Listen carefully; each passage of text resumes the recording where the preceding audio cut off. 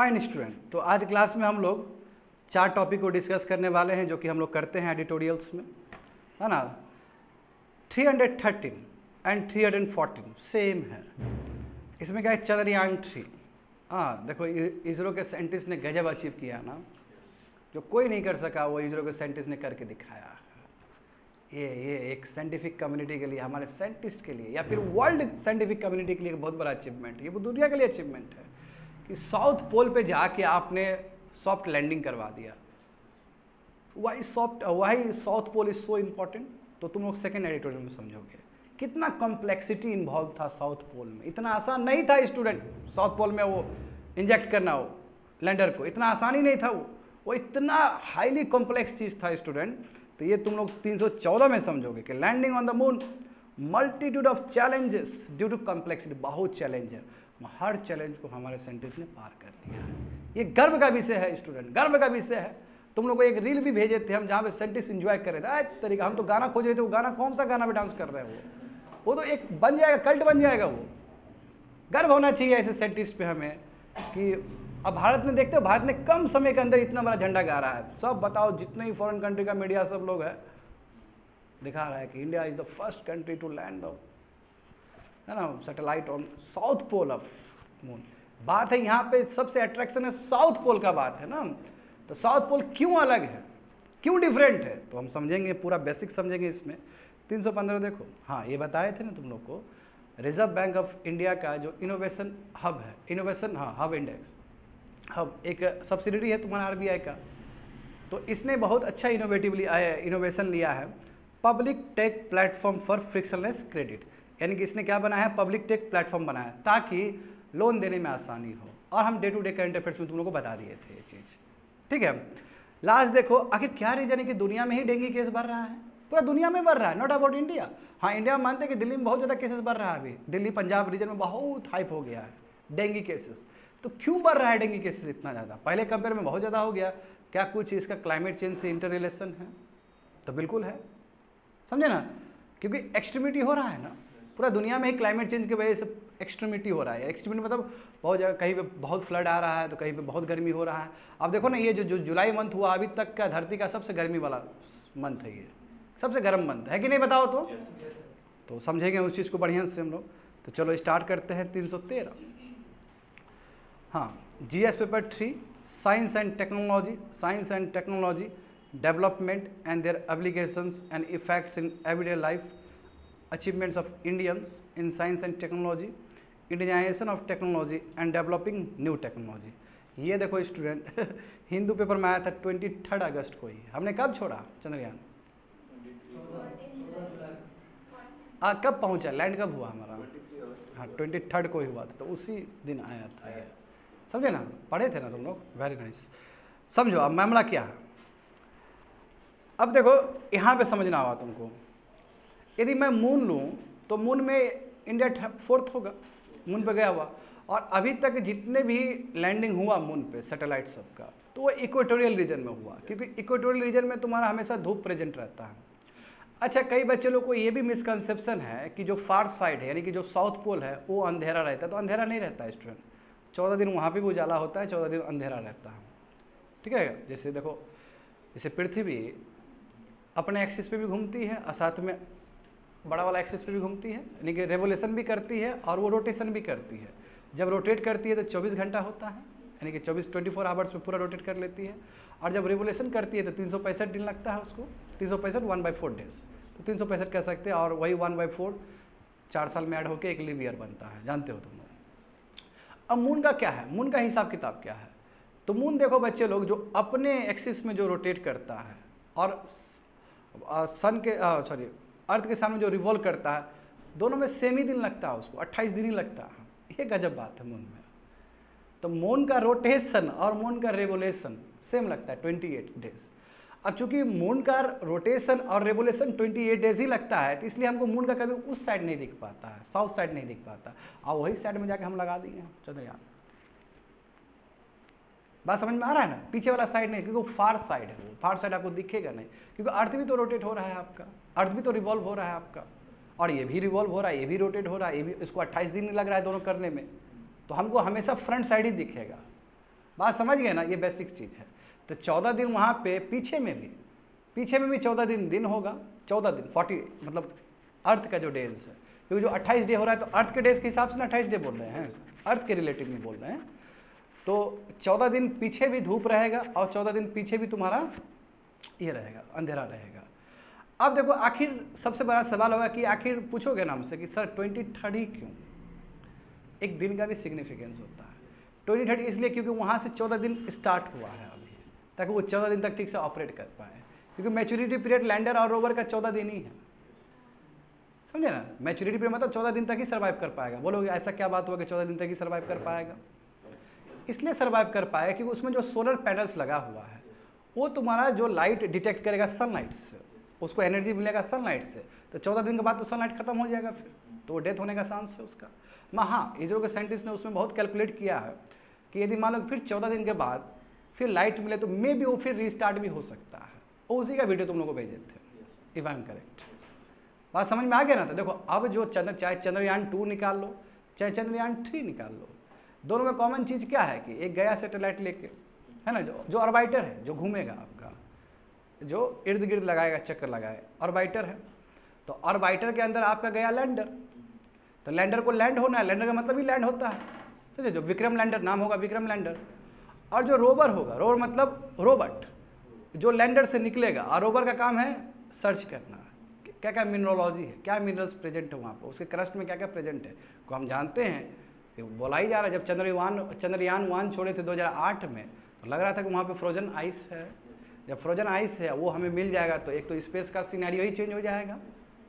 तो इसलिए ये हमारे लिए इंपॉर्टेंट है। और उतना ही नहीं स्टूडेंट, साउथ पोल में क्रेटर सब बहुत ज़्यादा है। क्रेटर मतलब गड्ढा सब बहुत ज़्यादा है, डीच है वहाँ पे, डीच, बहुत सारा क्रेटर्स है। और इतना अंदर क्रेटर है कि सनलाइट भी नहीं पहुँच पाता वहाँ पे। यदि उस क्रेटर से हम बहुत सारा चीज़ को हम लेके आ जाए एज अ सैंपल के रूप में, तो हमें यह भी पता चल जाएगा कि सोलर सिस्टम बना कैसे था। क्योंकि सनलाइट, एक तो एटमॉस्फेयर नहीं है वहाँ पे, एटमॉस्फेयर रहता तभी ना वार्म अप होगा, तो वार्म अप होगा ही नहीं। बात समझ के, वार्म अप होगा ही नहीं। और यदि वो डीचेस से, वो गड्ढा से, वो क्रेटर से यदि हम सैंपल लेके आ जाए, तो सोलर सिस्टम का कैसे स्टार्टिंग हुआ था, जो अभी कहा था ना बिग बैंग थ्योरी, तो उसको और अच्छे से पता कर सकते हैं हम लोग।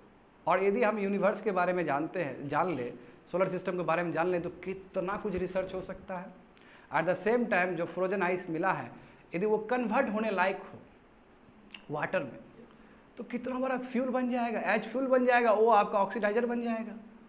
तो यहाँ से एस्ट्रोनॉट जो ले जा रहा है या वाटर इतना ज़्यादा ले जा रहा है, उसको वाटर ले जाने की भी जरूरत नहीं होगा, कॉस्ट घट जाएगा आपका। और वहाँ से फर्दर एक्सप्लोरेशन हो सकेगा, क्योंकि वहाँ पे जानते हो कि जो ग्रेविटी है 1/6 gravity as compare to earth, तो ग्रेविटी ज़्यादा लगता नहीं है।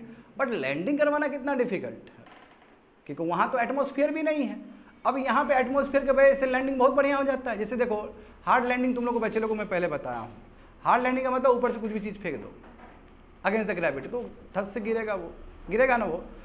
और सॉफ्ट लैंडिंग का मतलब क्या कि अगेंस्ट द ग्रेविटी, जैसे पैरासूट सबसे बेस्ट एग्जाम्पल है। पैरासूट ऊपर से आ रहा है तो सॉफ्ट लैंडिंग है, बढ़िया से उतर जाएगा। क्यों? वो एक थ्रस्ट प्रोवाइड कर रहा है, और उसमें सबसे बड़ा रोल एटमॉस्फेयर का है। मगर मून में तो एटमॉस्फेयर भी नहीं है, तो अब कैसे करोगे सॉफ्ट लैंडिंग? तो सॉफ्ट लैंडिंग करने के लिए वहाँ पे थ्रस्ट लगा हुआ है। थ्रस्ट का मतलब जो नीचे खींचेगा तो वो ऊपर जाएगा। थ्रस्ट का मतलब क्या होता है कि फ्यूल लगा हुआ उसमें, जैसे मून खींचना चाहेगा, क्योंकि ग्रेविटी तो 1/6 है ना ग्रेविटी जी, वो खींचना चाहेगा। यहाँ पे थ्रस्ट लग रहा है कि वो चाहेगा उस चीज़ को अपोज करे, और यही तुम्हारा खींचने और अपोज करने के चक्कर में लैंडिंग बढ़िया हो जाएगा। वहाँ इतना आसान नहीं है, क्योंकि दुनिया भर का क्रेटर्स है वहाँ पे। तो कौन सा जगह पर लैंडिंग हो, किस प्रिसिशन में हो, कितना बड़ा टास्क है। बात समझ में आ गया?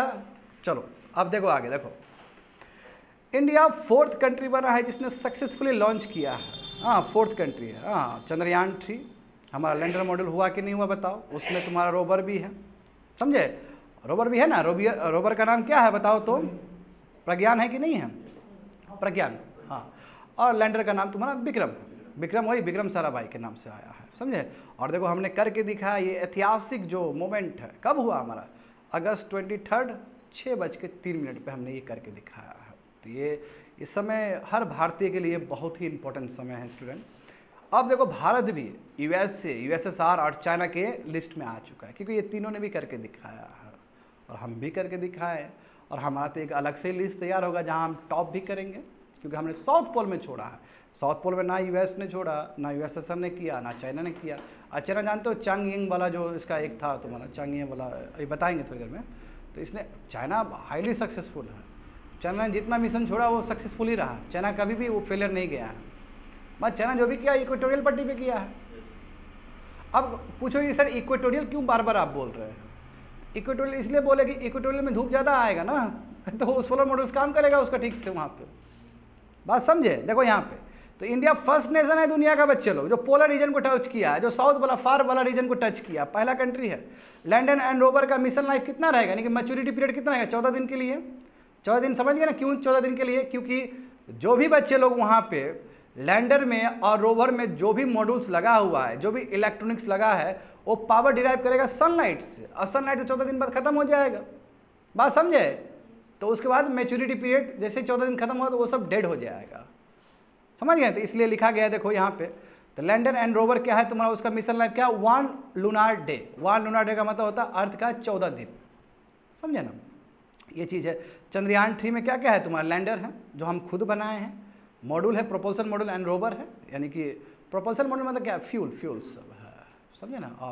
और इनफैक्ट जो चंद्रयान 2 में जो हम बनाए थे उसके कंपेयर में ये तो एडवांस वर्जन है, बहुत एडवांस वर्जन है।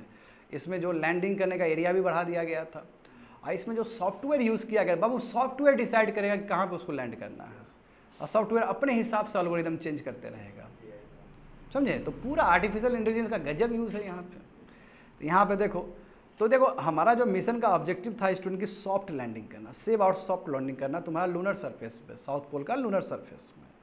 और रोवर जो होगा जो मून पे जाएगा, वही लैंडर से रोवर निकलेगा, रोवर जाएगा मून पे जाएगा, तो वहाँ पे क्या होगा?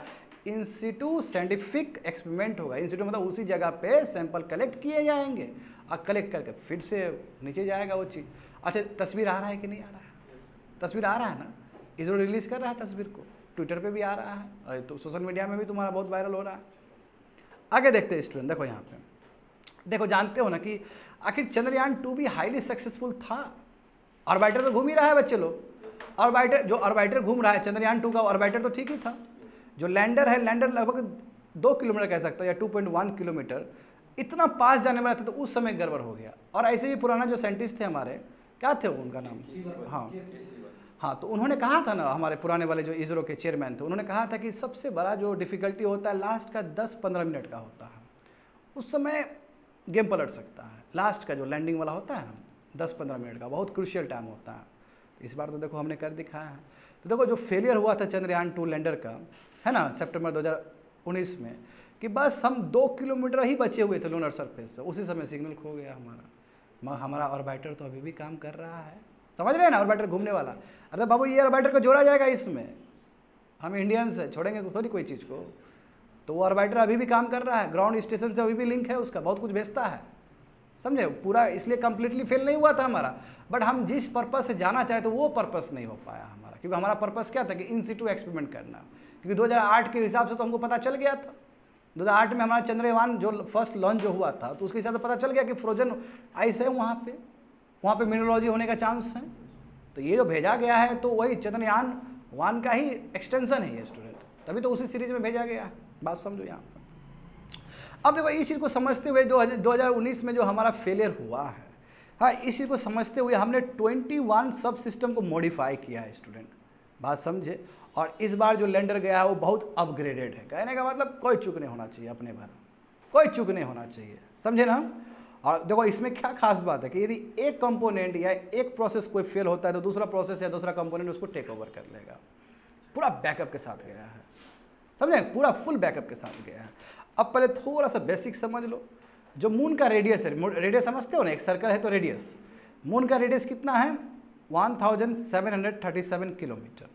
समझे? और अर्थ और मून का जो डिस्टेंस है बच्चे लोग, वो 3,84,400 किलोमीटर। ठीक है, याद करना होगा तुमको, या फिर समझ जाओ कितना दूरी है। कहोगे ना सर मून तो पास ही में दिख जाता है, इतना दिन लगा उसको जाने में, तो क्यों नहीं लगेगा? देखो ना कितना किलोमीटर है। बात समझ में आ रहा है कुछ भी? तो 3,84,400 किलोमीटर है। समझ में आ रहा है? इधर समझ में आ रहा है ठीक से? तो ह्यूमन, देखो अभी तक कितने आदमी वहाँ मून पे विजिट कर चुके हैं, तो अभी तक जितना भी मून से रिलेटेड एक्सप्लोरेशन हुआ स्टूडेंट, 24 आदमी विजिट कर चुके हैं, है ना, 12 आदमी मून पे उतर भी चुके हैं, और लगभग 100 रोबोटिक विजिट्स अभी तक हो चुका है, रोबोट जा चुका है। तो ये खास बात क्या है चंद्रयान 3 का, तो भाई कोई भी फर्स्ट बार न गया है साउथ पोल को, ये खास बात है, सबसे हाईलाइट पॉइंट वही है। बात समझ गए? आगे देखते हैं। देखो, तो data from scientific instrument will be crucial as it is from south pole. बोल तो रहा है कि जो भी डेटा आएगा, रोबोट डेटा भेजेगा ना, हमारा प्रज्ञान भेजेगा कि नहीं भेजेगा, तो हमारे लिए बहुत इंपॉर्टेंट, साइंटिफिक कम्युनिटी इनरिच हो जाएंगे उससे, बहुत डेटा आएगा, बहुत नॉलेज होगा वहाँ से हमें। देखो वही बोल रहा है कि जो चंद्रयान 3 से जो साइंटिफिक इंस्ट्रूमेंट से जो आएगा डेटा, वो हमारे लिए बहुत क्रूशियल है स्टूडेंट, समझे, बहुत ही क्रूशियल है हमारे लिए, फिजिकली, केमिकली, थर्मोकली। सोइल आखिर क्या चीज़ है, सोइल क्या चीज़ से बना हुआ, उसका सब लेयर कैसा है, एयर वहाँ पे क्या चीज़ का है, एयर नियर द मून सा, यानी कि वो जितना भी अध्ययन साउथ पोल का हम बहुत कुछ अध्ययन कर पाएंगे। और साउथ पोल इसलिए क्योंकि वो अनएक्सप्लोर्ड है स्टूडेंट, उसको किसी ने एक्सप्लोर नहीं किया है, और वो जगह ही ऐसा है क्योंकि दुनिया भर का क्रेटर्स प्रेजेंट है, तो वो बहुत कुछ बता सकता है, क्योंकि वो सनलाइट उसमें घुसा ही नहीं है। जब सनलाइट घुसेगा नहीं तो कितना करोड़ साल पहले मून का बना होगा मून, तो वो रियल जो चीज़ है वो अंदर दिख जाएगा।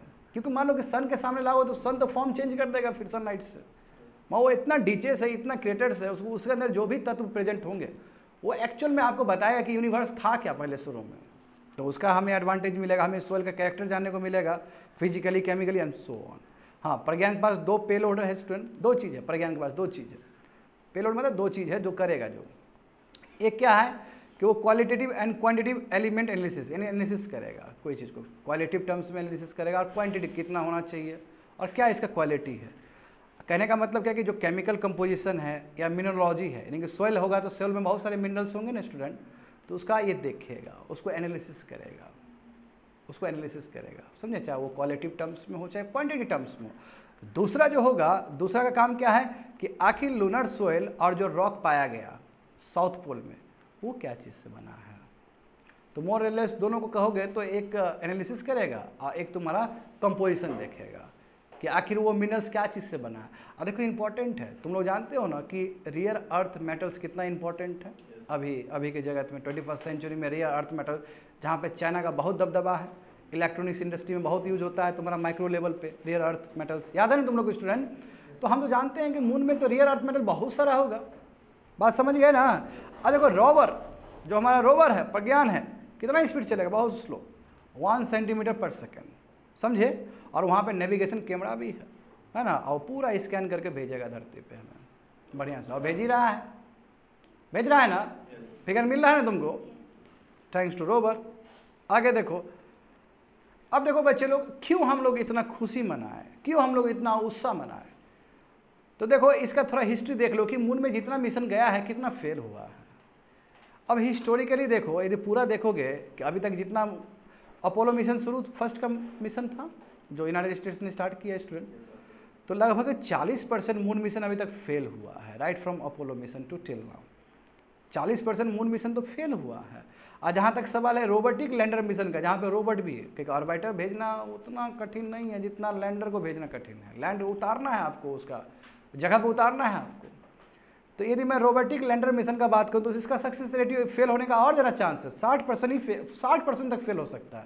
यानी कि जहाँ पे लैंडर भेजा जा रहा है लैंड करने के लिए, तो बस 40% ही संभावना है कि वो वहाँ पे रह सकता है, वो लैंड कर सकता है, 60% तो ख़त्म हो जाएगा। देखो सैंपल टेक मिशन, हाँ वही जो, और जहाँ तक सवाल है कि सैंपल लेने का, कि आखिर ये लोग लैंडर और रोवर जो जाता है किस लिए जाता है, सैंपल कलेक्ट करने के लिए।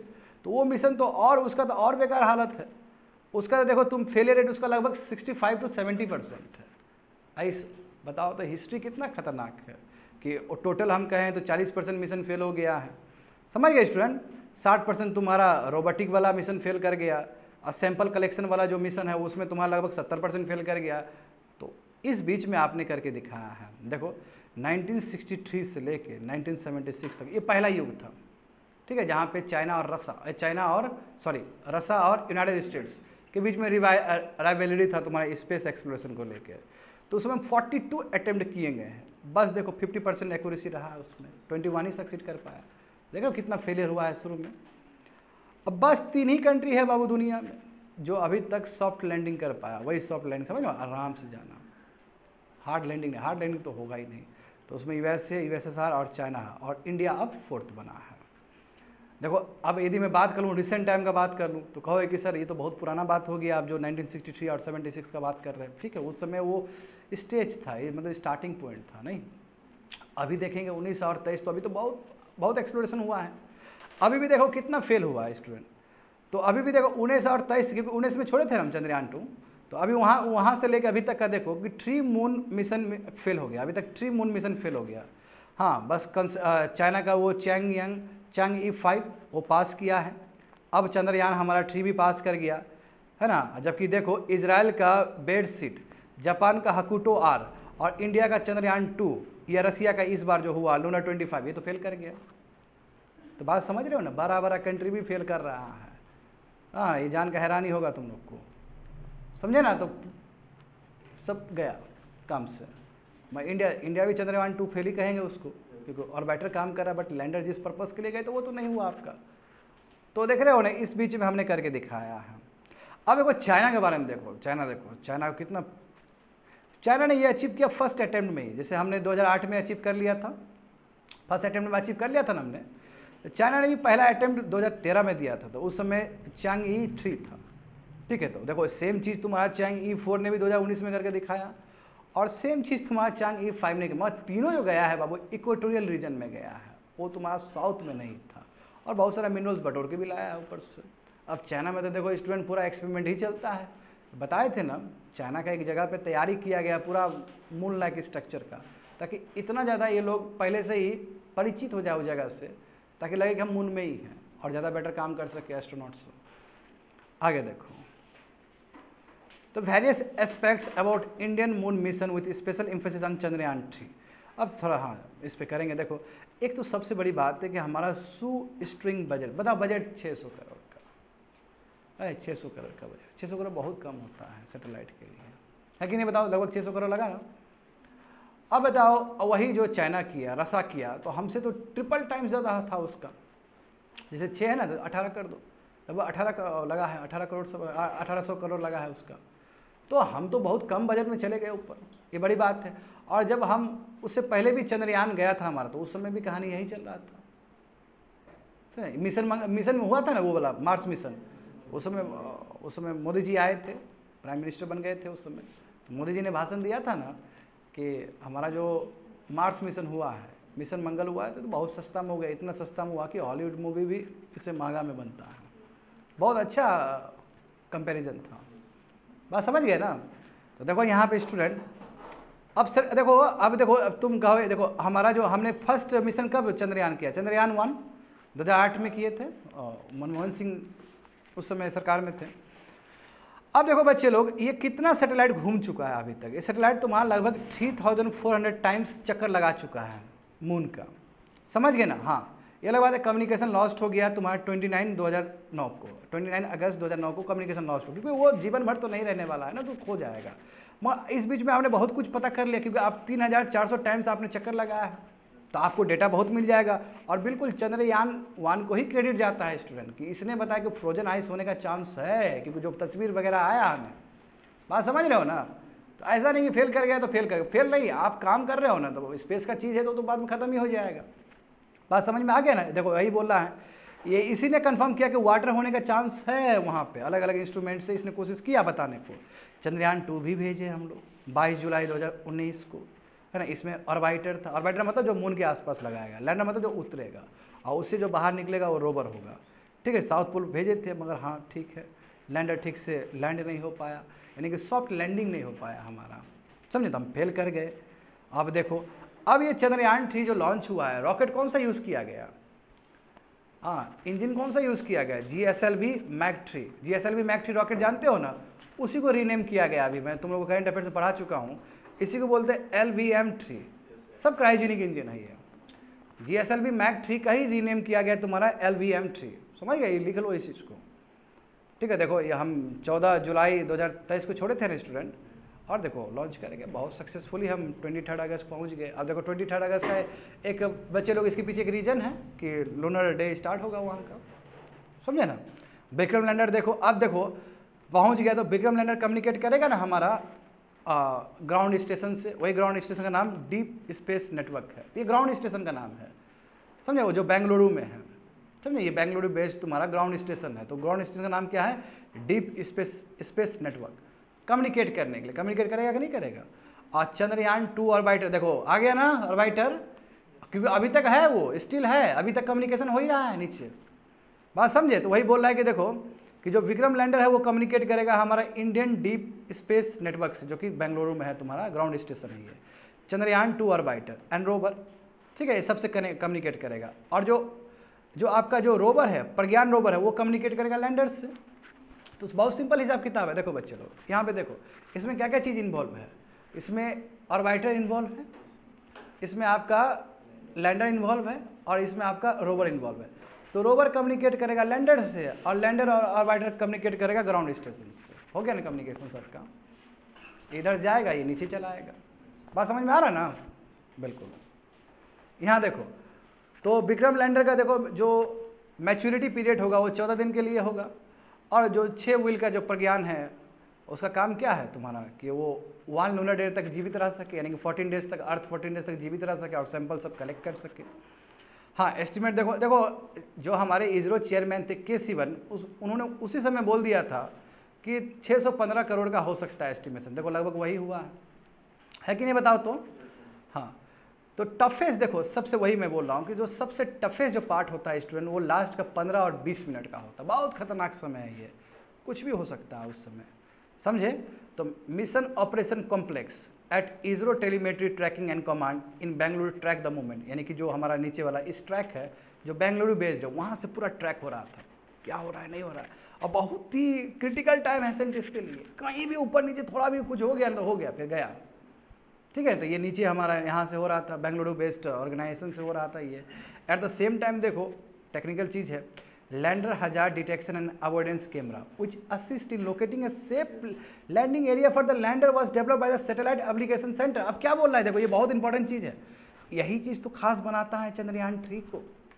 ये क्या बात है, देखो सैटेलाइट एप्लीकेशन सेंटर जो भारत का हिस्सा है, ठीक है ना, जैसे सतीश धवन है ना जी, सतीश धवन है जहाँ से जाता है सैटेलाइट सब छूटता है ना, आंध्र प्रदेश। अरे कुछ तो याद होगा ना तुम लोग का दिमाग में, है ना, श्रीहरिकोटा से।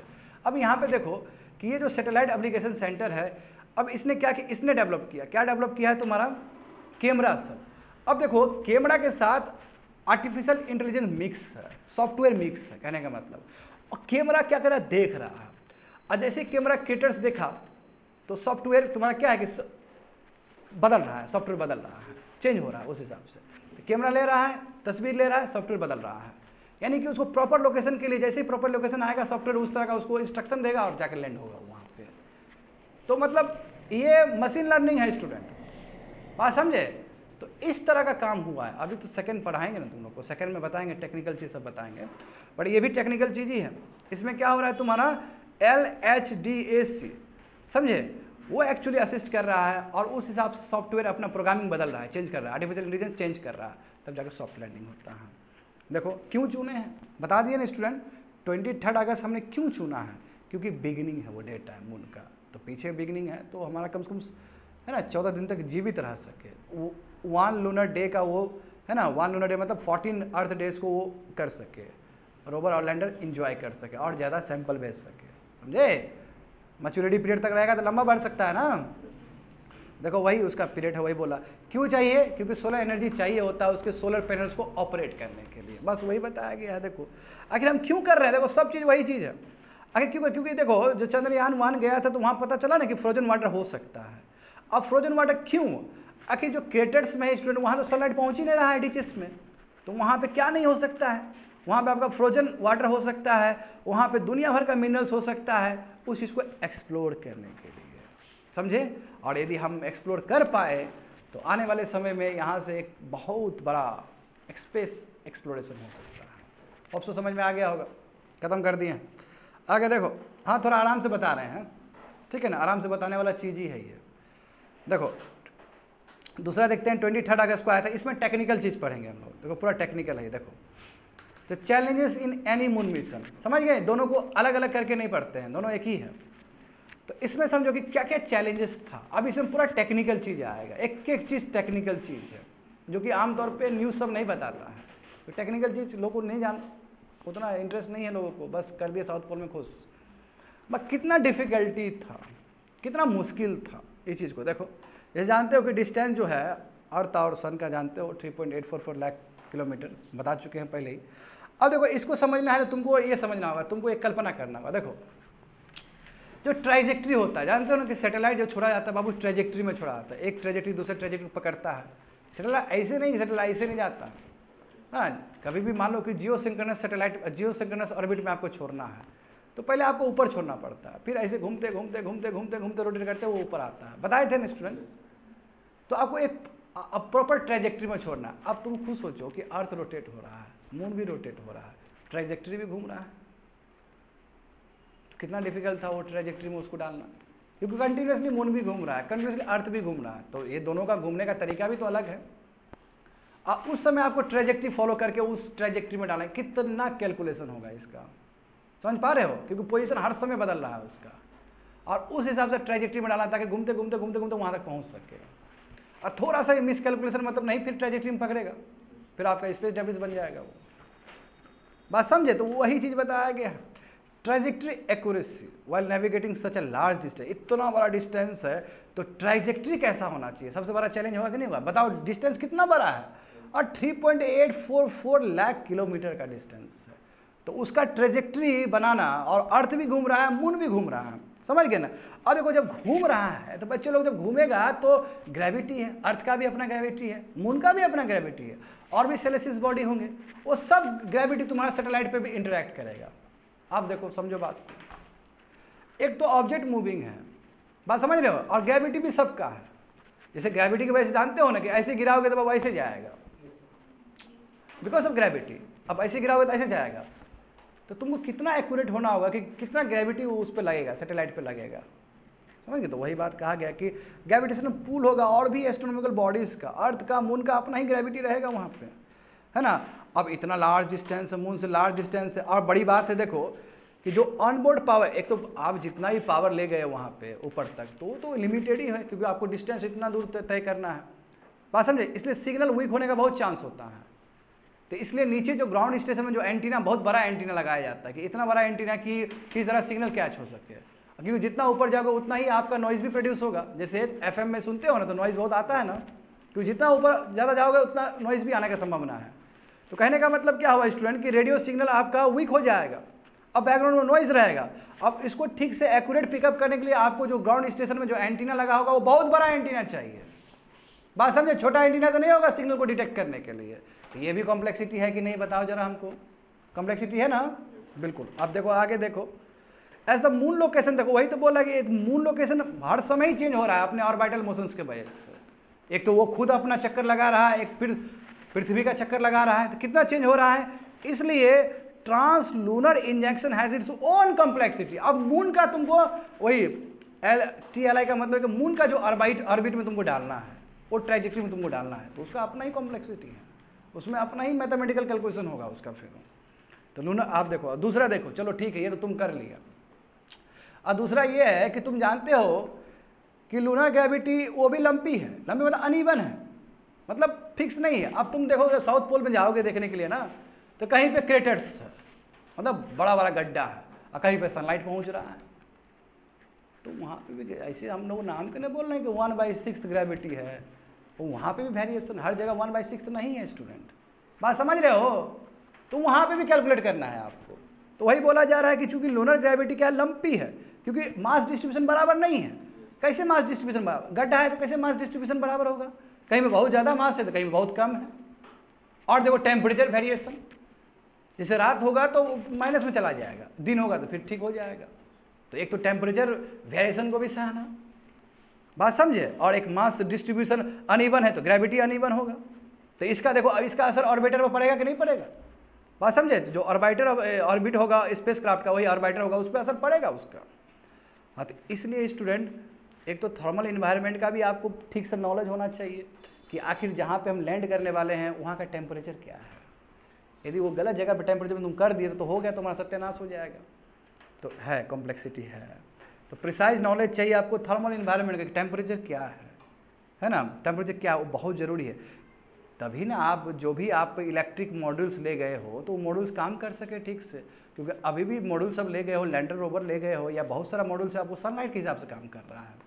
तो यदि गलत जगह पे आप लैंड कर दोगे जहाँ पे ग्रेविटी अनइवन है तो क्रैश कर सकता है आपका, समझे? ये बोलने का मतलब है। हम जानते हैं कि 1 लैंडर डे का मतलब होता है 14 अर्थ डेज, समझ गए ना। और देखो ये 14 अर्थ डे में तुमको एक्सट्रीम सरफेस टेम्परेचर वेरिएशन देखने को मिल जाएगा स्टूडेंट, समझे ना। और जो प्रेशर होगा वो भी बहुत ज़्यादा खतरनाक होगा, उसमें वैक्यूम होगा वहाँ पे, खतरनाक होगा। तो ऐसे हॉस्टाइल इन्वायरमेंट में जहाँ पे दिन होता है, मतलब सूर्य आया तो बहुत अलग टेम्परेचर, नाइट हुआ तो माइनस में चला जाएगा, -40 तक 240 तक चला जाता है। देखो नीचे लिखा गया -248 डिग्री सेल्सियस तक चला जाता है। तो ऐसे में तुमको लैंड करना एक बहुत डिफिकल्ट टास्क है स्टूडेंट, समझे, बहुत चैलेंजिंग टास्क है, जो कि चंद्रयान 2 फेल कर गया था हमारा लैंडर। ये सब रीजन्स हैं। अब मून का देखो south pole full of mystery है, मानते हो ना इस बात को? क्योंकि जानते हो कि लगता है डार्कनेस, अब देखो वो डार्कनेस वाला एरिया है, डार्कनेस मतलब वहाँ पे क्रेटर्स प्रेजेंट है जहाँ पे सनलाइट पेनिट्रेट ही नहीं करता है। जब सनलाइट पेनिट्रेट नहीं कर पा रहा है बहुत सालों से, इसका मतलब वहाँ पे जो भी चीज़ होगा वो तो बहुत इंपॉर्टेंट होगा सोलर सिस्टम को जानने के लिए, जो मैं पहले बोल चुका हूँ। अब देखो इस रीजन पे जहाँ पे सनलाइट नहीं पहुँच पाता है उसमें टेम्परेचर वेरिएशन देखो जरा स्टूडेंट, -240 डिग्री सेल्सियस है, इतना कम, एज इफ सुपर कंडक्टर वाला टेम्परेचर है ये। -248 समझते हो, क्रायोजेनिक वाला है ये टेम्परेचर, इतना कम टेम्परेचर है। और वहाँ तो एटमॉस्फेयर भी नहीं है वार्म अप करने के लिए। एटमॉस्फेयर बहुत ज़रूरी होता है ना वार्म अप करने के लिए। आज हम वार्म अप हो रहे हैं यहाँ पे, गर्मी लग रहा है हम लोग को, ठंडी लग रहा है, बस बिकॉज ऑफ द एटमॉस्फेयर। वहाँ तो एटमॉस्फेयर भी नहीं है। जब एटमॉस्फेयर नहीं है, समझ रहे हो ना, अब एटमॉस्फेयर नहीं है तो वो भी एक प्रॉब्लम है कि कैसे सॉफ्ट लैंडिंग किया जाए। यदि एटमॉस्फेयर रहता है तो पैराशूट टाइप का टेक्नोलॉजी मिला देते हैं वहाँ पे हम, और बढ़िया से ड्रैग होकर नीचे जाता। तो यहाँ पे तुमको थ्रस्ट लगाना पड़ेगा सॉफ्ट लैंडिंग करने के लिए भी, समझ गए ना। तो why most of the landing close to moon equator, सवाल तो होगा ये तुम लोग के मन में, आखिर मून का इक्वेटर पे काहे ज़्यादा होता है लैंडिंग? तो देखो ऑल लैंडिंग, जितना भी लैंडिंग हुआ है वो मून के इक्वेटर के आसपास ही हुआ। इसका सबसे मेन रीजन है सनलाइट। सनलाइट मिलेगा तो उसका मशीन सब काम करेगा जो गया है वहाँ पे, क्यों जरूरी है। And this area is less रगड़, ये एरिया भी तुम्हारा ज़्यादा रफ नहीं है, यहाँ पे गड्ढा उड्ढा उतना ज़्यादा नहीं है जितना तुमको साउथ पोल में मिलेगा। बताओ गड्ढा वाला जगह पे हमने शिव शक्ति वाला पॉइंट बना दिया है ना, जानते हो ना तुम लोग, बताए थे ना जिस पॉइंट पे हम उतरे हैं, हमारा लैंडर उतरा है, वो पॉइंट को क्या बोला जाएगा? शिव शक्ति पॉइंट, समझे?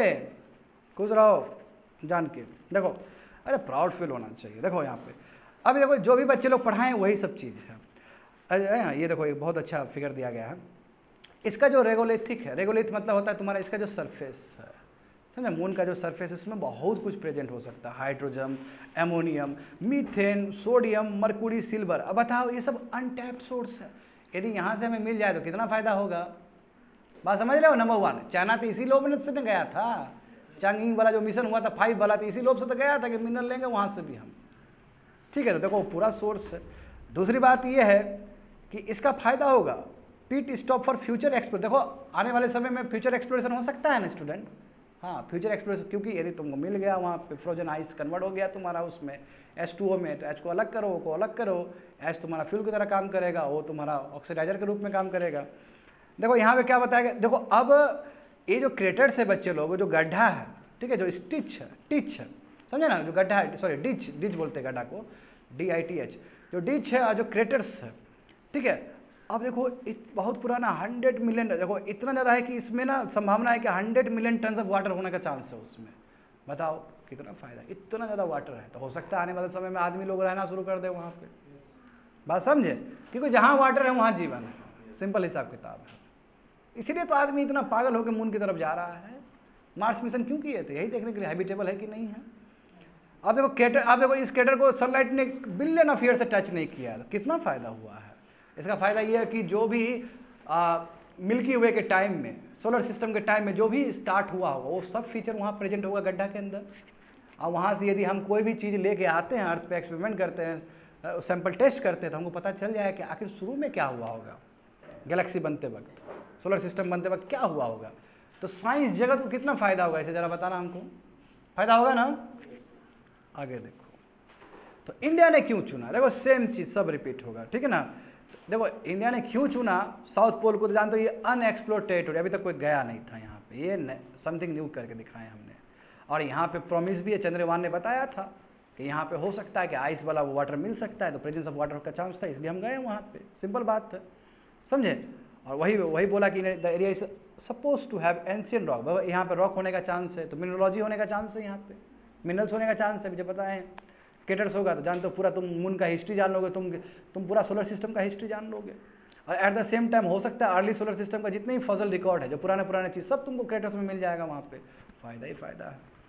तो what is the major complexity, major complexity क्या है, तो बच्चे लोग तुम लोग जानते हो ना, मैं कई बार बोल चुका हूँ। मेजर चैलेंज ये है कि जो कहते हैं ना कि स्पीड, कैसे स्पीड को मॉनिटर किया जाए, कंट्रोल किया जाए, सबसे बड़ी बात है। हाँ, अब क्योंकि ये तुम्हारा हार्ड लैंडिंग नहीं, हार्ड लैंडिंग तो कभी हो ही नहीं सकता वहाँ पे, तो सॉफ्ट लैंडिंग करने का मतलब स्पीड को मॉनिटर करना, ये सबसे बड़ा टास्क है। अब लैंडर और रोवर एंटर किया मून ग्रेविटी में, अब जब गिरेगा तो बहुत फ्री फॉल ना हो जाएगा वो, अभी अर्थ के यहाँ छोड़ देंगे नीचे गिर जाएगा, क्रैश कर जाएगा। देखो ना, अब तुम शीशा रख दो ऐसे करके, छोड़ दो उसको, फूट जाएगा नीचे, तो अब तुमको आराम से नीचे ले जाना है। तो देखो हमारे अर्थ में तो पैराशूट लाइक टेक्नोलॉजी तो काम करता है, क्योंकि यहाँ पे तुम्हारा एटमॉस्फेयर है, ये चीज़ तो वहाँ काम करेगा नहीं, वहाँ पे क्रैश लैंडिंग हो जाएगा, बात समझे, क्योंकि वहाँ पे एयर ही नहीं है। अब एयर देखो, एयर होना बहुत इंपॉर्टेंट है, यदि एयर रहेगा आसपास तो क्या करेगा, ड्रैगिंग फोर्स ग्रेविटी के अगेंस्ट काम करता है, समझे। एक पेज तुम 5 तला से नीचे कर दो ना, टाइम लगेगा उसको नीचे गिरने में, हैवी मास से तो तुरंत गिर जाएगा वो। तो एयर रेजिस्ट प्रोवाइड कर रहा है ग्रेविटी के अगेंस्ट, वहाँ तो एयर ही नहीं है, एटमॉस्फेयर ही नहीं है, तो पैराशूट लाइक टेक्नोलॉजी काम नहीं करने वाला है। तो हमने क्या किया, हमने लैंडर फायर थ्रस्टर लगा दिया उसमें, यानी कि जो आपका लैंडर होगा उसमें थ्रस्ट नीचे, जैसे तुम लोग रॉकेट देखो ना उड़ते हुए, तो थ्रस्ट होता है नीचे पीछे निकलता है ऐसे करके, ये थ्रस्टर है ताकि वो अपोजिट आए, फ्री फॉल ना हो, ये भी दम लगाए अपोजिट फोर्स में, और ये तुम्हारा इधर लगाए तो सॉफ्ट लैंडिंग होगा बढ़िया से नीचे जाके। और उसमें देखो कैमरा वगैरह लगाया हुआ है, तो देख रहा है इससे करके, हाँ घुमा के देख रहा है कौन सा बेस्ट जगह है, आर्टिफिशियल इंटेलिजेंस तुरंत क्विक इनपुट दे रहा है, आउटपुट दे रहा है, बोला है कर दो भाई, कर दिया, 6:04 हो गया, लैंड हो गया, शांत, न्यूज़ जाएगा, मोदी जी झंडा हिलाएंगे ऐसे से करके, बात खत्म, समझ गए ना, खत्म हो गया। मजा आया ना समझने में। चलो आगे बढ़ते हैं, अब इसके बाद सब सिंपल हो जाएगा। देखो GS paper 3 economic development, Indian economy and issues relating to planning, mobilisation of resources, growth, development and employment, ये 24 अगस्त को आया था स्टूडेंट। अब यहाँ पे हमें बहुत कुछ समझना होगा, देखो इकोनॉमिक्स में घुस रहे हैं हम लोग।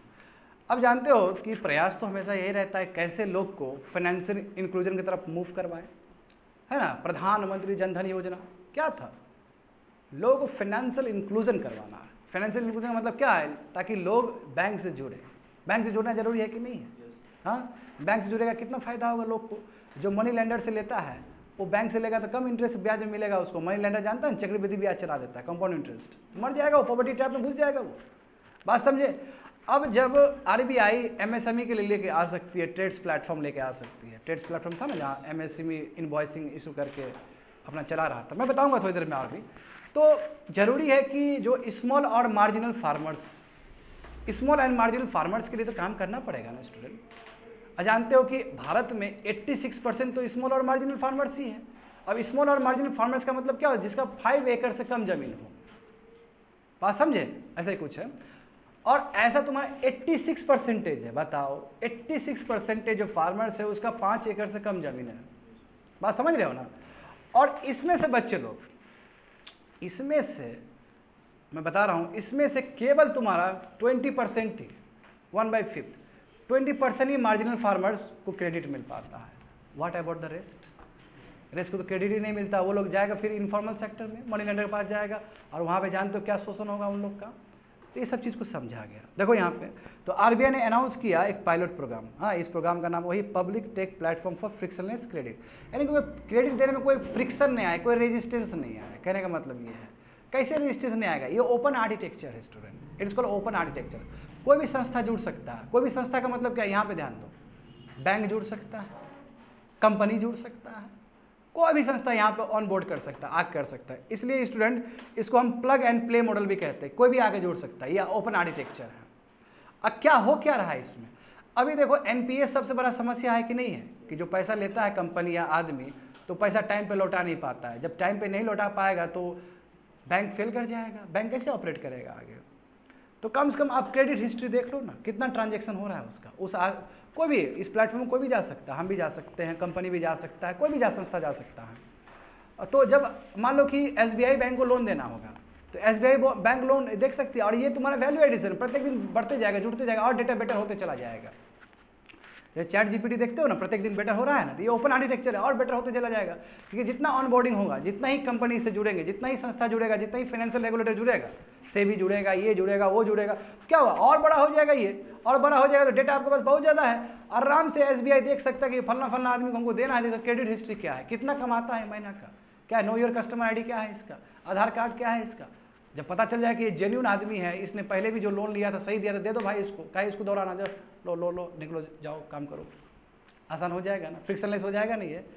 थैंक्स टू आरबीआई इनिशिएटिव, समझ गए, वही बताया गया। देखो तो ये पूरा ये जो प्लेटफॉर्म जो तैयार किया है स्टूडेंट, ये प्लेटफॉर्म तैयार करने वाला रिजर्व बैंक इनोवेशन हब है, जो कि रिजर्व बैंक का अपना ही सब्सिडरी है, रिजर्व बैंक का एक हिस्सा है, एक पार्ट है वो। जानते हो नेशनल हाउसिंग बैंक, ये भी आरबीआई का एक सब्सिडरी है, सिमिलरली ये भी है। देखो मैंने कहा ना ओपन आर्किटेक्चर होगा इसका, समझे, इसमें हाँ स्टैंडर्ड्स होंगे, और मतलब जितने भी प्लेयर्स हैं, जितने भी फाइनेंशियल सेक्टर है, वो बिल्कुल प्लग एंड प्ले मॉडल के हिसाब से जुड़ सकते हैं, एक दिन रात जुड़ सकते हैं, कोई दिक्कत नहीं। और ये आर्किटेक्चर और बड़ा होते चला जाएगा, जितना प्लेयर जुड़ेंगे उतना ही तुम्हारा बेटर होगा ये आर्किटेक्चर, समझ गए स्टूडेंट। देखो यही बात है, ये क्यों हम बनाए हैं, हम इसलिए बनाए हैं कि आराम से क्रेडिट रिलेटेड इन्फॉर्मेशन आराम से मिल सके। अब बताओ, पहले तुम घर देखने के लिए जाता था, कोई गया मुंह उठा के लोन लेने के लिए, तो तुम पहले बोला कि तुम्हारे पास क्या कोलेट्रल है, तो बोलेगा फलना फलना जगह पे, चलो हम देखते थोड़ा कोलेट्रल तुम्हारा, तुम्हारा झोपड़पट्टी है, तुमको क्या देंगे, भागो यहाँ से। या फिर देख लिया, अच्छा महल है आपका, मिलेगा क्यों, 20 लाख नहीं 30 लाख देंगे आपको, तो कोलेट्रल दे के देखता था। तो कहने का मतलब क्या हुआ, कहने का मतलब हुआ कि सीमलेस फ्लो होना चाहिए क्रेडिट का, ठीक है ना, आपको क्रेडिट रिलेटेड इन्फॉर्मेशन मिल सके वहाँ पे, ताकि लोन जो अप्रूवल है, लोन बहुत तेज़ी से हो सके, समझा, समय नहीं लगे। पता है अभी भी जाते हो लोन, बताओ आज तुम अर्जी दिया है तो तुमको 6 महीना बाद ओके हो रहा है, तो इससे एक्टिविटी रुक ना जाएगा जी, इकोनॉमिक एक्टिविटी रुक जाएगा, समझ रहे हो ना।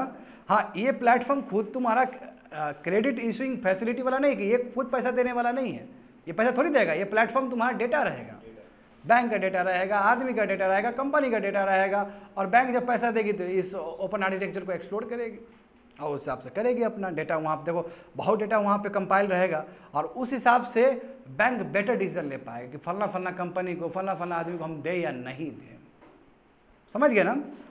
आगे देखो, तो क्या ये नया प्रयास है, तो बिल्कुल ऐसा प्रयास पहले भी हो चुका है। देखो नाबार्ड, पहले ये समझो कि नाबार्ड ने क्या ऑब्जर्व किया है। नाबार्ड जानते हो, नाबार्ड जो रूरल डेवलपमेंट के लिए बनाया गया, एग्रीकल्चर के लिए बनाया गया संस्था, इसने कहा कि देखिए ऐसा है ना, स्मॉल एंड मार्जिनल फार्मर्स का बहुत दिक्कत है, यानी कि जो जगह बहुत डेवलप्ड है वहाँ पे भी दिक्कत है, बाकी जगह जो डेवलप नहीं है वहाँ तो बुरा हाल है ही। यानी कि डेवलप का मतलब क्या है, जहाँ पे बैंकिंग इंस्टीट्यूशन जुड़ा है वहाँ पे भी स्मॉल एंड मार्जिनल फार्मर्स का दिक्कत है, बात समझो। अब टोटल फार्मर्स कितना है बताओ तो हमारे कंट्री में, लिख लो 14.5 करोड़ है टोटल फार्मर्स हमारे इंडिया में, 14.5 करोड़ किसानी करते हैं। अब उसमें से देखो, उसमें से 86% निकालोगे तो 12.5 करोड़ होगा, तो 12.5 करोड़ तुम्हारा स्मॉल एंड मार्जिनल फार्मर्स है। स्मॉल एंड मार्जिनल फार्मर्स का मतलब है कि जिसका 5 एकड़ से जमीन कम है, जो गरीब है, समझो, बहुत गरीब किसान सब है। अब देखो 12.5 करोड़ में स्टूडेंट केवल 20% को ही, 1/5 मतलब क्या, 20% को ही, केवल 20% को ही क्रेडिट मिल पाता है। तो 20% का मतलब क्या, 12.5 करोड़ 20% मतलब 2.5, यानी कि 12.5 करोड़ जो मार्जिनल और स्मॉल फार्मर्स है उसमें मात्र 2.5 करोड़ को क्रेडिट मिल पाता है। देखो इतनी स्थिति कितना खराब है, यानी कहने का मतलब है कि 10 करोड़ जो स्मॉल एंड मार्जिनल फार्मर्स है वो वंचित है अभी भी क्रेडिट सिस्टम से, बात समझे, वो फाइनेंशियल इंक्लूजन अभी भी 100 को दूर है वो। तो कैसे देश का विकास होगा फिर बता रहे जरा हमको, जब तक बैंक से नहीं जोड़ोगे लोग को तब तक विकास नहीं हो सकता है, बात समझ में आया ना। इसलिए लिखा गया है कि ज़्यादातर लोग क्या है, जो गरीब लोग सब है, हाँ, जो तुम्हारा मार्जिनल स्मॉल फार्मर से हो जाकर मनी लेंडर से पैसा ले लेता है, और मनी लेंडर पैसा तुम्हारा हमेशा हाई इंटरेस्ट रेट रखेगा, तो फिर पिसा गया, पॉवर्टी ट्रैप में फंस जाएगा वो आदमी सब, फिर दिक्कत होगा, समझ गए ना, दिक्कत होगा। तो देखो क्या ये नया चीज़ है? तो बिल्कुल नहीं, ये ट्रेड्स मॉडल का ही एक रेप्लिका है। ट्रेड्स मॉडल याद आया तुम लोग को? याद आ रहा है तुम लोग को ट्रेड्स मॉडल? इकोनॉमिक्स वाले स्टूडेंट सब एमएसएमई का उत्थान करने के लिए किए थे। देखो एमएसएमई का सबसे बड़ा रोना क्या है, बढ़िया समझ जाओ ना। देखो इधर देखो बच्चे लोग, रिलायंस कंपनी बहुत बड़ा कंपनी है ना, और ये कंपनी दूसरे कंपनी में टिका हुआ है, छोटे छोटे कंपनी पे इनपुट के लिए। अब देखो रिलायंस कंपनी बड़ा कंपनी है, तो रिलायंस कंपनी इनपुट लेगा ना छोटे कंपनी से, रॉ मटेरियल सब लेगा, ऐसे करके लेगा और बनाएगा अपना, वो आगे बेचेगा। मैं पैसा तो नहीं देगा तुरंत, बोलेगा कि दो बाद में देंगे पैसा।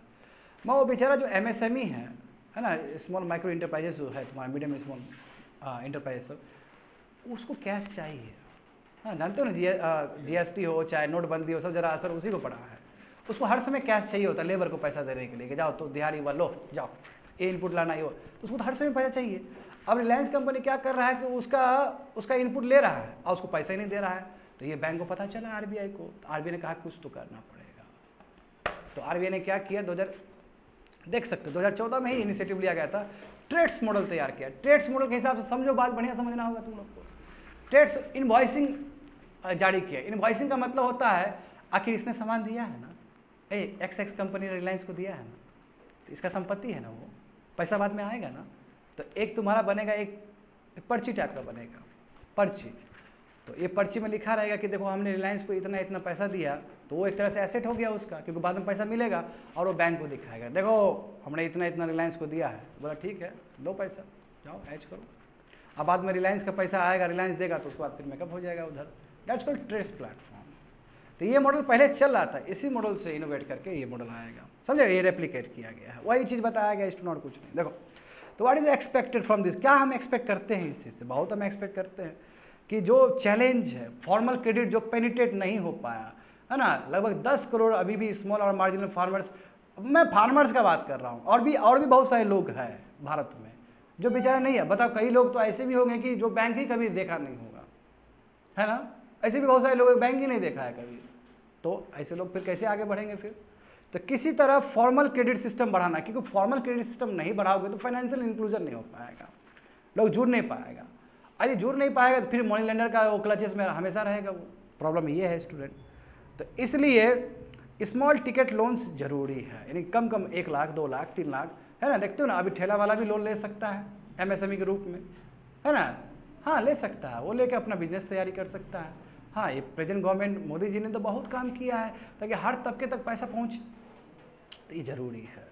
जिसको पैसा चाहिए फाइनेंस सब, उसको ज़रूरी है। देखो अप्रैल 7 को ही आरबीआई ने देखो ये किसान क्रेडिट कार्ड भी एक्सटेंड कर दिया है, 1.6 लाख मिलेगा एक किसान क्रेडिट कार्ड पे। देखो डेयरी लोन्स मिल रहा है ना, आपके पास किसान क्रेडिट कार्ड है तो आपको मिल जाएगा 1.6 लाख तक आपको पैसा मिल रहा है ना। जो एमएसएमई लोन में जो कोलेट्रल नहीं है, अब उसके पास कोलेट्रल क्या रहेगा? एमएसएमई बेचारा छोटा छोटा होता है, कॉटेज इंडस्ट्री सब छोटा छोटा होता है, तो उसको भी लोन देने का बात है, पर्सनल लोन के लिए भी, होम लोन के लिए भी। यानी कि आरबीआई ने अपना प्रयास किया है कैसे हम फाइनेंशियल इंक्लूजन बढ़ाएं, तो इसमें एक ये भी प्रयास है। बात समझ गए ना स्टूडेंट? तो देखो यहाँ पे ध्यान दो, तो कैसे ये काम करेगा मैं पहले ही बता चुका, ये ओपन आर्किटेक्चर है, समझे, ओपन एप्लीकेशन प्रोग्रामिंग इंटरफेस, कोई भी जुड़ सकता है यहाँ पे, समझ गए, उसी को एपीआईज कहा जाता है स्टूडेंट, जहाँ जितने भी फाइनेंशियल सेक्टर है वो आराम से प्लग और प्ले मॉडल में जुड़ सकते हैं, यानी कि कोई भी आके जुड़ सकता है। इसमें कहने का मतलब ये है।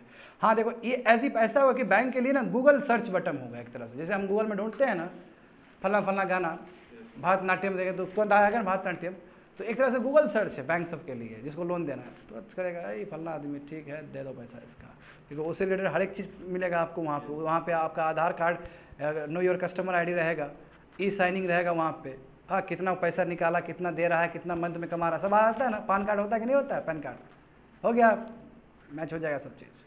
पैन कार्ड से देखते हो ना, पैन कार्ड आप बोला गया ना कि पैन कार्ड आपको लिंक करना है, सब तो पता चल ही जाएगा आराम से।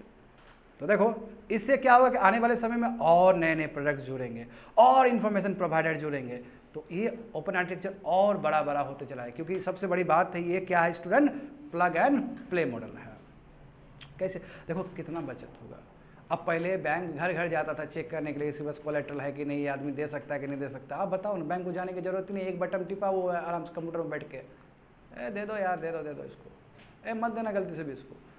कितना आसान है उसको बोले, 2 सेकंड में ही बोल देगा और 1 दिन में आपका सेंक्शन हो जाएगा लोन, कितना फ़ायदा, वही बोला कि जो टर्न अराउंड टाइम था पहले बहुत समय लगता तो सब खत्म हो जाएगा, अब कितना बढ़िया होगा, प्रोसेस तेज हो जाएगा।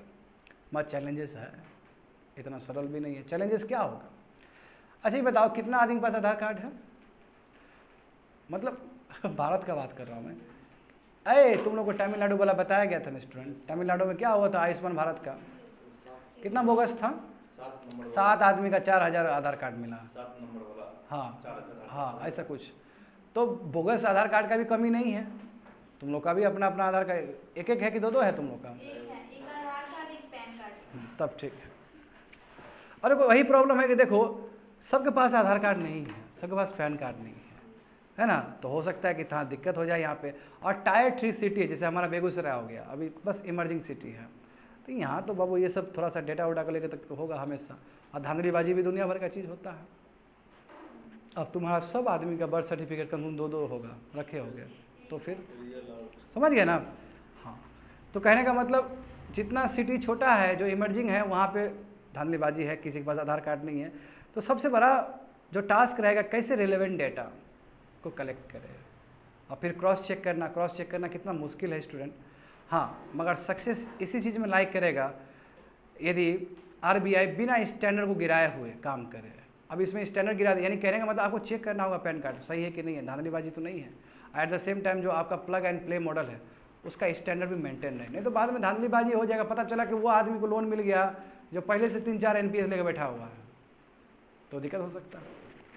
That's it. आगे बढ़ो।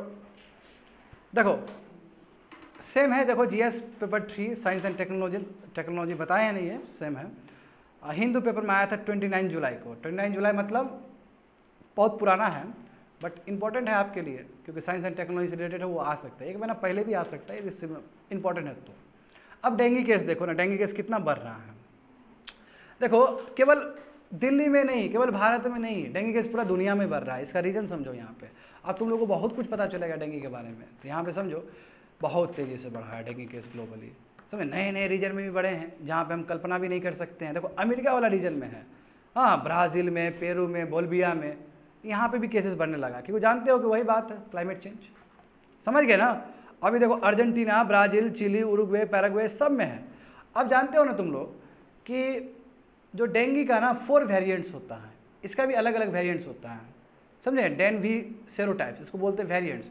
एक वायरस का 4 वेरिएंट्स है, जैसे कोविड-19 एक वेरिएंट है ना स्टूडेंट, और उसका अलग अलग वेरिएंट आया था ना। देखो शुरू में कोविड आया, फिर एक डेल्टा आया, डेल्टा जो इंडियंस को बहुत मारा है, वो एक वेरिएंट है ना। तो सिमिलरली डेंगू का 4 वेरिएंट होता है। अब मैं तुम लोगों को बताना चाहूँगा, लोगों में सुनो, लोगों में एक कॉमन वो है, धारणा है कि एक बार डेंगू हो गया तो अगला बार डेंगू नहीं होगा, शांति से रहो, नाचते रहो, नहीं होगा, मगर फिर भी हो जाता है। सुने हो केस? हाँ लोग बड़ा कॉन्फिडेंट हो जाते हैं, एक बार हो गया जी गए, अब अगला बार होगा ही नहीं। अगला बार होगा, क्यों नहीं होगा, अभी 3 टाइप बचा हुआ है। हाँ मगर एक बार यदि आपको 1 टाइप का हो गया, डेन 1 से हो गया, लेट से डेन 1, डेन 2, डेन 3, डेन 4, ये सब सेरोटाइप्स है, यानी कि वायरस का अलग अलग पार्ट है। लेट से तुम डेन 1 से तुम अफेक्टेड हो आज, तो जीवन भर तुमको डेन 1 नहीं होगा, क्योंकि इम्यूनिटी डेवलप्ड हो गया अंदर। डेन 2 से नहीं हुआ है, डेन 3 से नहीं हुआ है, डेन 4 से भी नहीं हुआ है, तो यहाँ से अफेक्ट हो जाएगा फिर। तो इसलिए स्टूडेंट कोई डेंगू पेशेंट को फिर डेंगू हो जाए तो घबराना नहीं है, समझ जाओ कि डेन 2 और डेन 3 ने कुछ कर दिखाया है। देखो WHO, देखो WHO ने क्या बोला कि इसने भी कहा कि बहुत ज़्यादा ही केसेस बढ़ रहा है। अब यहाँ पे देखो कि वेक्टर बॉर्न डिजीज है। क्या होता है वेक्टर बॉर्न डिजीज का मतलब? ऐसा बीमारी जो कि वेक्टर के बेस होता है। वेक्टर मतलब क्या, जो उड़ने वाला इंसेक्ट सब होता है, मस्कीटोस होता है ना डेंगू, हाँ, या टिक्स का मतलब क्या होता है, जुआ सब होता है ना, छोटे छोटे इंसेक्ट्स, इससे भी बीमारी होता है। देखो यहाँ पे जो पैथोजेंस है वो बैक्टीरिया है, वायरस है, वही तो अटैक करता है हमारे बॉडी में, और उसको लेके कौन आ रहा है, मस्कीटो सब लेके आ रहा है। तो मस्कीटो क्या कर रहा है, पैथोजेंस को, पैथोजन कोई भी फॉर्म में हो सकता है, आपका वायरस हो सकता है, पैरासाइट्स हो सकता है, प्रोटोजोआ हो सकता है, दुनिया भर का चीज़ हो सकता है, वायरस, बैक्टीरिया, कुछ भी हो सकता है। और इंसेक्ट क्या कर रहा है, यानी कि मस्कीटो क्या कर रहा है, उसको लेके आ रहा है, आपके शरीर में डाल दिया, इंजेक्ट कर दिया। हाँ तो देखो इसमें वही मस्कीटो और टिक्स ही रहते हैं तुम्हारा वेक्टर, ठीक है। और ज़्यादातर ये जो हो रहा है डेंगू वाला जो केस हो रहा है, ट्रॉपिकल एंड सब ट्रॉपिकल कंट्रीज़ में ज़्यादा होता है। ट्रॉपिकल समझ रहे हो, जो इक्वेटर के बगल में है, और थोड़ा ऊपर चले जाओगे बच्चे लोग तो तुमको सब ट्रॉपिकल वाला एरिया दिखेगा। तो इंडिया भी सब ट्रॉपिकल में आता है, देखो हमारा है ना 26 हाफ डिग्री जाता है ना इधर, उसके ऊपर सब ट्रॉपिकल ही है। दिल्ली देख लो सब ट्रॉपिकल है, बिहार देख लो सब ट्रॉपिकल है। समझ गए स्टूडेंट? तो इक्वेटर यानी कि सनलाइट का जो है पट्टी जहाँ सन गुजरता है वो एरिया, थोड़ा ऊपर वाला एरिया, वहाँ पे डेंगू केस, क्योंकि वहाँ पे बहुत ज़्यादा फ्लक्चुएशन आ रहा है ना, क्लाइमेट चेंज ज़्यादा आ रहा है वहाँ पे। अब यहाँ पे देखो कि इसमें तुमको इन्फॉर्मेशन दिया गया कि कौन सा मस्कीटो की वजह से बीमारी होता है। तो देखो भाई चलो तुम लोग जाके जीके का क्वेश्चन पूछना। एडिस इजिप्टी मस्कीटो, सब फीमेल मस्कीटो है बच्चों लोग। आखिर मस्कीटो फीमेल मस्कीटो ही बाइट करती है, मेल नहीं आता है काटने के लिए, फीमेल ही आती है काटने के लिए, ठीक है ना, क्योंकि उसको चाहिए होता है ब्लड, उसके लिए प्रोटीन का काम करता है। वही ब्लड लेके ना, ह्यूमन ब्लड लेके अपना एग को फर्टिलाइज कर रही होती है, समझे। यदि ह्यूमन ब्लड नहीं मिला तो उसका एग फर्टिलाइज नहीं होगा, फिर उसका बच्चा नहीं हो पाएगा। तो तुमको यदि मच्छर कोई काट रहा है, मच्छर काट रहा है तुमको, तो वो अपना काम कर रहा है, उसको बच्चा को क्रिएट करना है, फर्टिलाइज करना है, एग को फर्टिलाइज करना है। इसलिए ये लगवा दे के मार देते हैं, दूसरा विषय है। तो एडिस इजिप्टी मस्कीटो फीमेल मस्कीटो है। देखो इसके वजह से क्या चिकनगुनिया होता है, सुने हो ना बच्चे लोग, चिकनगुनिया, डेंगू फीवर हो गया, येलो फीवर, जीका जानते हो जिसमें सर छोटा हो जाता है, ये ब्राज़ील में स्टार्ट हुआ था और ये 2015 का 16 का सबसे बड़ा करंट अफेयर्स था, जीका वायरस। समझ गए? आगे देखो एनोफिलिस मस्कीटो, ये भी फीमेल मस्कीटो है, मलेरिया इसी से होता है स्टूडेंट, ठीक है। लिम्फेटिक, सब मस्कीटो का नाम है, लिम्फेटिक फिलेरिसिस, ये फिलेरिया वाला होता है इसमें। कुलेक्स भी वन टाइप ऑफ मस्कीटो ही है, इसके वजह से जेपनीज इंसेफ्लिटिस होता है, जानते हो ना जेपनीज इंसेफ्लिटिस, जो मुजफ्फरपुर में बहुत ज़्यादा होता है, बिहार में। क्या बोले, कौन सा? चमकी बुखार, हाँ। लिम्फेटिक फिलेरिसिस, समझ गए ना ये।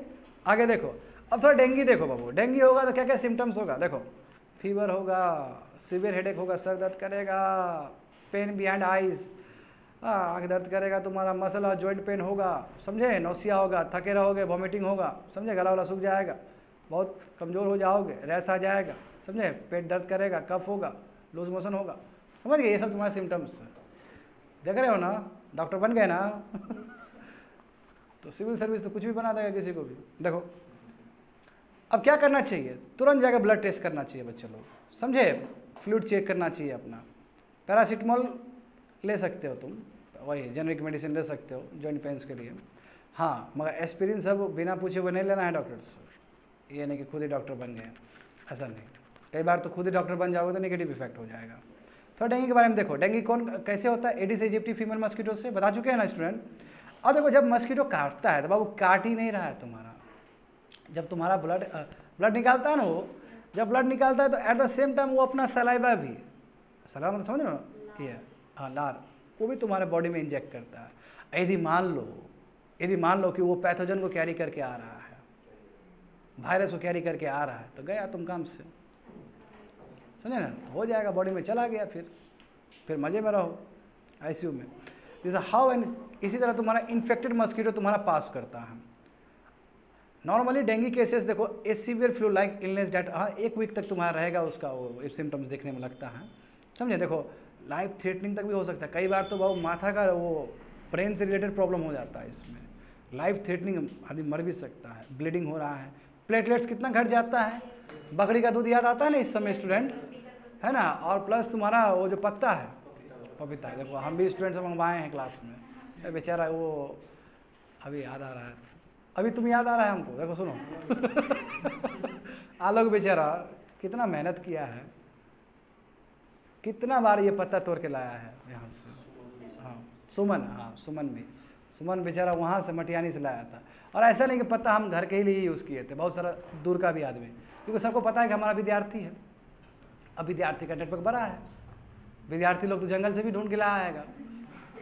हाँ, मैं जो आलोक से मंगवाए थे तो हमारे घर के लिए मंगवाए थे, पर जो सुमन से मंगवाए थे तो थोड़ा इधर उधर का, क्योंकि दूर दूर का भी रिलेटिव होता है, जानते हो ना, फलना का वो वाला है, दूसरा वाला है राखी वाला। अब उस समय बाबू पता ही याद आएगा तुमको, और बकरी का दूध जो है ना, उसका जो मालिक रहता है उसका अलग एटीट्यूड रहेगा, उससे वो हमसे भी ज़्यादा अच्छा एटीट्यूड रहेगा उसका, अरे एकदम मगा, एक तुम्हारा एक उसमें देगा, ग्लास में देगा, वो 100 रुपये लेगा, मस्ती है, करो मस्ती। इस बार देखते हो, इस बार ज़्यादा बारिश नहीं हुआ, इसलिए उतना डेंगू नहीं हुआ अपने बेगूसराय में, मगर कोई बात नहीं है, आगे बचा हुआ है समय, देखो डरते रहो। यहाँ पे अच्छा, ये भी आरएनए वायरस ही है, ये बच्चे लोग आरएनए वायरस समझ में आता है तुम लोग क्या है, वही जो कोविड हुआ था आरएनए वायरस ही था, ठीक है, सिंगल हेलिक्स वाला रहेगा, डबल हेलिक्स नहीं है, सिंगल वाला है, ठीक है ना। आरएनए समझ रहे हो ना, आरएनए बहुत खतरनाक है, कोविड भी आरएनए वायरस ही था, तो ये आरएनए वायरस से ही बिलोंग करता है, समझे। ये देखो ये पर्टिकुलर फैमिली से बिलोंग करता है, तो फैमिली में बहुत सारा वायरस होता है अलग अलग। इसका सेरोटाइप्स कितना है, 4 टाइप का, वही डेन 1, डेन 2, डेन 3, डेन 4 है। अब कोई अभी तक इसके लिए ट्रीटमेंट नहीं हुआ है, बट अभी एक आया है टकेडा करके, एक फार्मास्यूटिकल इंडस्ट्री ने बनाया है, बट उसका एफिकेसी बहुत कमजोर है, कम है, समझे। टकेडा भी आया है, मैं बताऊंगा थोड़ी देर में। तो देखो आखिर सबसे बड़ा सवाल तुम्हारे मन में यही होगा कि आखिर फीमेल मॉस्किटो ही क्यों काटती है ना। बहुत सिंपल दिया गया, वही काटती है क्योंकि उसको चाहिए, ब्लड चाहिए, उसका सोर्स ऑफ प्रोटीन है ब्लड, अपने एग्स को फर्टिलाइज करने के लिए, ठीक है। अब देखो ये जो फीमेल मॉस्किटो है, they breed only in clear water, ये जानते हो ना इस बात को। इसलिए ये जो डेंगू केसेस होता है ना, ये जो मच्छर जो है ये क्लियर वाटर में रहता है, साफ वाटर में रहेगा, और स्टैग्नेंट वाटर, इसलिए घर में जो है ना वाटर है स्टैग्नेंट नहीं रहना चाहिए, ऐसे रुके नहीं रहना चाहिए, उसको फ्लो करो। यानी कि कोई भी आपका कोई भी बकेट्स है, कोई भी चीज़ में आप पानी स्टोर किए हो तो उसको ख़त्म कर दो, हटा दो उसको, नहीं तो स्थिर रहेगा पानी, साफ पानी स्थिर रहेगा तो वहाँ जर्मिनेट कर देगा वो, समझे। हाँ, यदि if water is not allowed to stagnant, हाँ यदि वाटर स्टैग्नेंट नहीं हुआ तो मस्किटो मल्टीप्लाई नहीं होगा। अन्यथा यदि तुम्हारा वाटर ऐसे स्टैग्नेंट रख दिया हो तो सरफेस ऑफ वाटर में बहुत सारा ना एग्स वहाँ पे वो छोड़ता है मच्छर, ठीक है, वो मदर मस्किटो जो है। और उसके बाद देखो 8 डेज़ के बाद फिर वहाँ से ब्रीडिंग होना शुरू हो जाएगा, 8 डेज़ में सब हाथ पैर आ गया उसका, वो भी उड़ के जा रहा है। तो बेस्ट वे क्या है कि हमें स्टैग्नेशन ऑफ वाटर से बचाना होगा। एट प्रेजेंट देखो अभी तक कोई भी वैक्सीन नहीं बना है, हाँ बट टकेडा ने प्रयास किया, पहला वैक्सीन वर्ल्ड का निकाला है इसने, पहला टकेडा फर्स्ट फार्मास्यूटिकल इंडस्ट्रीज है। तो आगे देखते हैं थोड़ा सा ये क्या है। देखो मेन बात यही कि डेंगू इन्फेक्शन चारों वायरस से हो सकता है, बोले ना student, then 1, then 2, then 3, then 4, और सभी तुम्हारा बिलोंग करता है जेनस फ्लेवी वायरस पे। एक फैमिली होता है, जैसे देखो ना SARS-CoV-2 एक फैमिली है, वहाँ से कोविड-19 आया ना, SARS-CoV-2 मतलब एक फैमिली है। उस देखो SARS-CoV-2 से बाबू बच्चे लोग, मार्स भी आया था, सार्स भी आया था पहले 2010-12 में हुआ था, मेडिटेरियन सी में भी हुआ था ना बीमारी सेम। यहाँ पे ध्यान दो, यहाँ पे ध्यान दो, हाँ तुमको ध्यान देना है। मेडिटेरियन सी में भी हुआ था, चाइना में भी हुआ था ना, नहीं याद है क्या?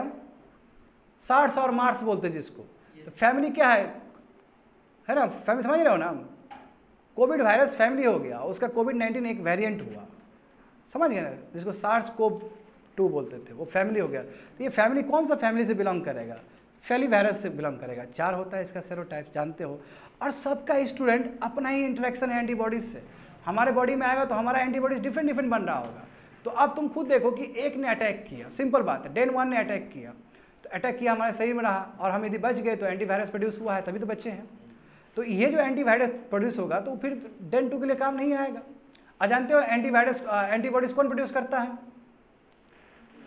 हाँ, लिम्फोसाइट्स, समझ गए, हाँ बिल्कुल।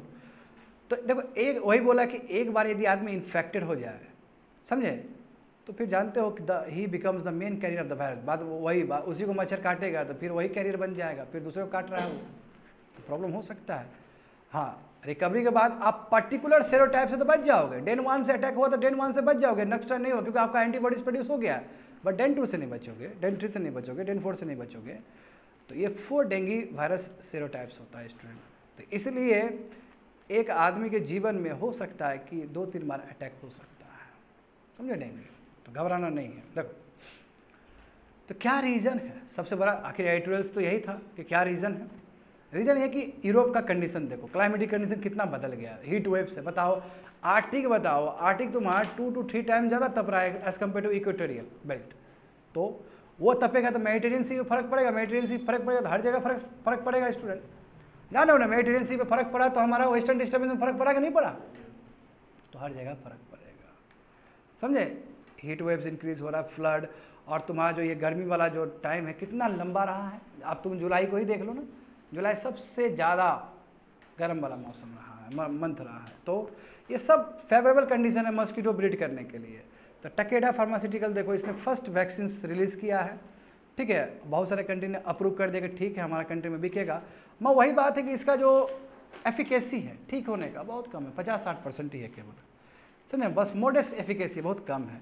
मगर फिर भी सबसे बड़ा अचीवमेंट है कि ये भी तो हुआ है। और कहीं ना कहीं ये भी सही है कि आपका लॉन्ग टर्म इम्यूनिटी ये प्रोवाइड करेगा वैक्सीन। जैसे अभी हम लोग कोविड-19 से लड़ने के लिए वैक्सीन लिए ना, 2 डोज लिए ना स्टूडेंट, सिमिलरली ये भी काम करेगा, बट अभी एफिकेसी कम है। मगर एक दरवाज़ा तो खुल रहा है वैक्सीन के लिए। अभी तक डेंगू के लिए कोई वैक्सीन ही नहीं था, कम से कम टकेडा ने इतना मेहनत तो किया है, इसके लिए हमें वो करना चाहिए, क्रेडिट देना चाहिए इसको। तो इसलिए स्टूडेंट सबसे इंपॉर्टेंट है research and development. Research and development ये होना चाहिए, और जो वायरस का जेनोम सीक्वेंसिंग होना चाहिए, क्योंकि वायरस किस तरह अटैच है, वायरस में क्या क्या पेयरिंग है। तो जेनोम सीक्वेंसिंग हुआ तभी जाके हम जान पाएंगे कि क्या बेस्ट मेडिसिन होना चाहिए। क्योंकि वायरस जानते हो ना, virus puzzle to the scientist है। वायरस बाहर है तो मरा हुआ है, अब वायरस शरीर के अंदर है तो जीवित है। तो वायरस कहाँ पे अडेप्ट कर सकता है, वायरस कहाँ पे अडेप्ट नहीं कर सकता, उसके लिए हमको प्रॉपर जेनोम सीक्वेंसिंग करना होगा। जितने भी तुम्हारे डेंगू पेशेंट है उसका लो ब्लड सैंपल लो और उसका जेनोम सीक्वेंसिंग करो, देखो कितना वेरिएशंस आ रहा है, और उस हिसाब से ड्रग्स बनाओ, उस हिसाब से वैक्सीन बनाओ। That's it.